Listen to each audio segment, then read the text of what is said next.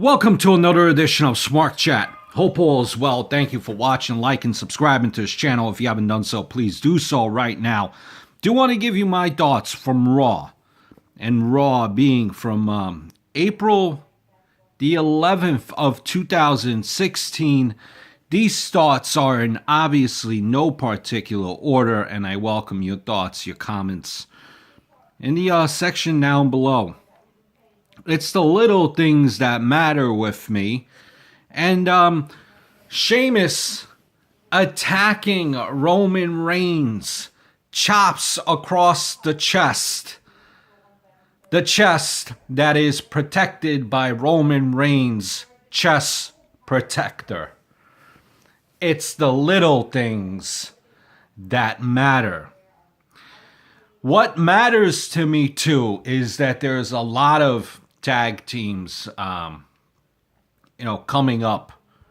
You've seen the debut this past Monday, of Festus and Carl Anderson. I'm sorry, not Festus. Of course, the artist formerly known as Festus, and Gallows and Carl Anderson. Now, I thought that they would debut helping AJ Styles. Apparently, that's not the case, or at least initially not the case. They attacked the Usos. And the Usos lately have been, it seems like they're the team that, the tag team that gets fed to all the new tag teams coming up. You know, Anderson and Gallows, people are saying, oh, what are they going to call them? Are they going to call them the Bullet Club? Not the Bullet Club. No, they might call them the Super Soaker 500 Club. Super Soakers. Definitely not the Bullet Club for a couple of reasons, in my opinion. One reason being, it's probably a name that's been trademarked. Second reason, if it hasn't been trademarked, it's for the fact that WWE right now is in a really PC correctness. That PC correctness, everything is PC. Having a name like Bullet Club with a company that's traded publicly won't fly. It will be too much of an outcry. I don't see it being Bullet Club. And I'm only joking about Super Soaker 500 Club. Balor Club. That's really a rough name to pick out. Balor Club. What happens if Finn Balor breaks away from this team? And Gallows and Anderson just are left. How can you call them the Balor Club? That name doesn't stick either for me. Maybe they will just be called Anderson and Gallows. Who knows? But it'll be interesting to see what happens. Speaking of tag teams, let's continue with that with tag teams. Cassidy and Enzo. A lot of people are saying the comparison of being the modern Road Dogg and Billy Gunn, New Age Outlaws, and I definitely see it. I love the connection, the flow, where that Enzo and Cass have. By the way, Cassidy, local guy, and Enzo both out of New York here.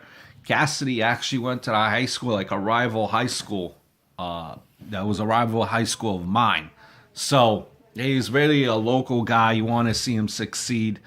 And they play well off of each other. Cass kind of has that Billy Gunn role where Billy Gunn used to say, suck it. Cass, his role is to say soft. That's his role. And you have Enzo with all the leg work of doing the actual mic work. And it's amazing because once again this week, although the pop wasn't as big as it was last week, it was still a pop. And you had the whole crowd. Not only they were saying Enzo's lines word by word. Usually When crowds do the catchphrases, you only say a certain part. This crowd, again, it was a Los Angeles crowd. This crowd knew every word line by line. And that says a lot, which maybe makes me think, again, I know this is only 2 appearances on the main roster and this all might change, but it makes me think if the crowd knew line by line Enzo's and Cassidy's words, maybe this means that the crowd for Raw is slightly changing now, where it's back to having the 20-year-olds in the crowd, 20, 30-year-olds. Because if you look at the NXT crowd down in Florida, it is mostly 20 and 30-year-olds. So, am I safe to assume that the crowd is, though it still has a lot of kids and a lot of girls, teenage girls, that maybe a little bit, just a little bit, the demographic and the crowd is starting to change? I'm probably wrong. I'm just basing this off of two recent shows. But again, Vaudevillains, although they weren't on Raw, this is another team that I'm looking forward to seeing more on my television screen. And I'm reading, comments about their debut on SmackDown, and everyone's like, half the audience on those message boards is saying, oh, this gimmick sucks, this stinks, blah, blah, blah, blah. Listen, it's something different. It's different. They're depicting characters that are wrestlers from the 20s. It's something different. When is the last time you've seen something like this before? Love it. I love the Vaudevillains. Love what Enzo and Cass did this past week as well. Be interesting to see what that feud that is gonna happen between the Dudley Boys and Enzo and Cass. Would love to see that. Just going on with the debuts here. Right, let's stick with the tag team. Kalisto and Sin Cara. Listen, I thought that Sin Cara would have already turned on Kalisto. The more and more I see about Kalisto, I really I'm surprised when I look at Kalisto. Ryback had the Goldberg chants. People are too busy booing Roman Reigns. And Kalisto just kind of flies underneath the radar. Why haven't fans chanted Rey Mysterio at Kalisto? Kalisto is definitely, I know they're trying to groom him to be like a Rey Mysterio, but he's nothing like Rey Mysterio. My other thought here too, we've seen the vignettes again about about the artists formerly known as Los Matadores, and now they're being repackaged and we're seeing vignettes from Puerto Rico. Listen, is it just me, or will they go right back once they're back up, right down the toilet? Is it too little, too late, possibly, for this team? Only time will tell. Interesting to see when they will debut. Really, I really loved what we've seen out of AJ Styles and Sami Zayn. The match. I liked it. Let's try to appreciate this for a minute.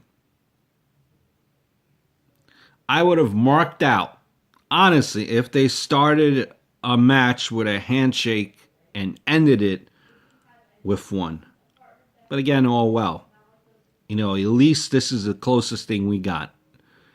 Referring to the handshake backstage after the match. Amazing, isn't it? Just think about it. Two guys from what they call the Little League, quote unquote, came up to what we call the Big League, or what is called the Big League, and had the match of the night. I find it funny how these guys are having the best matches when, they are from what they call the indies, the little leagues. Sometimes I don't think the WWE does. They downplay the indies as if it was nothing. But that's not always right. It is not right, and it's not fair. Because these two, Sami Zayn and AJ Styles, put on a hell of a match. Roman Reigns, Bray Wyatt, odd pairing, to say the least.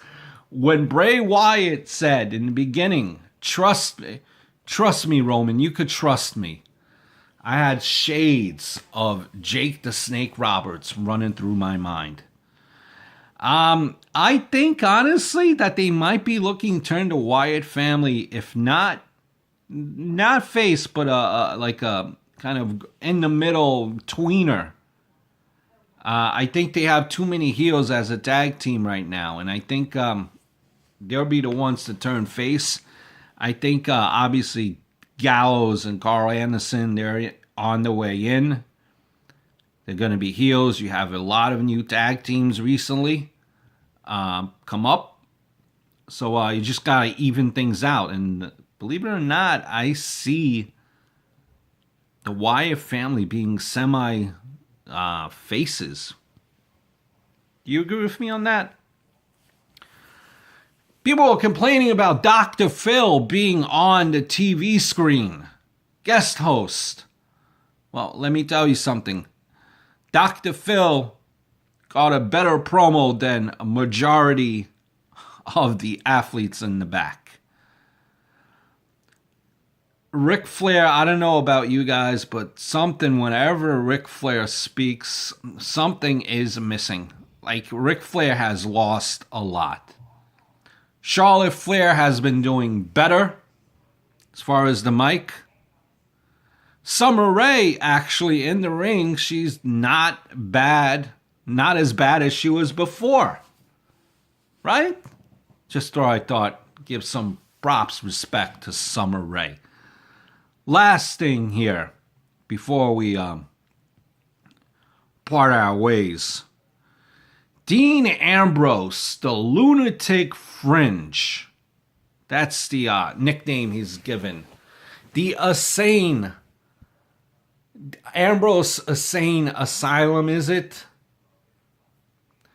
Ambrose interrupts Jericho's highlight reel last night on Raw.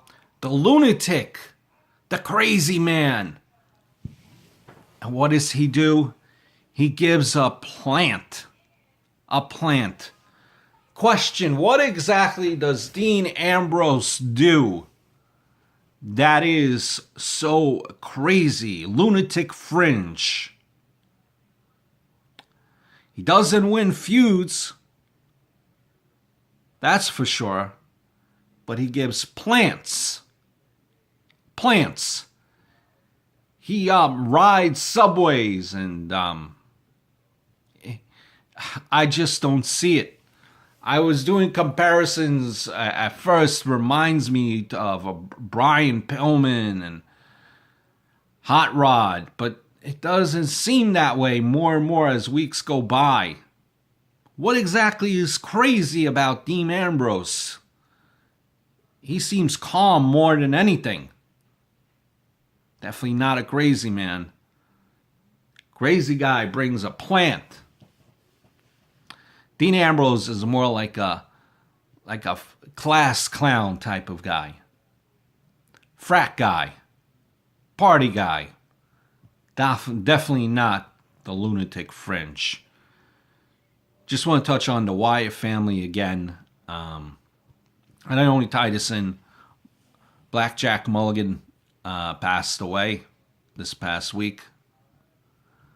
Legend. do yourself a favor.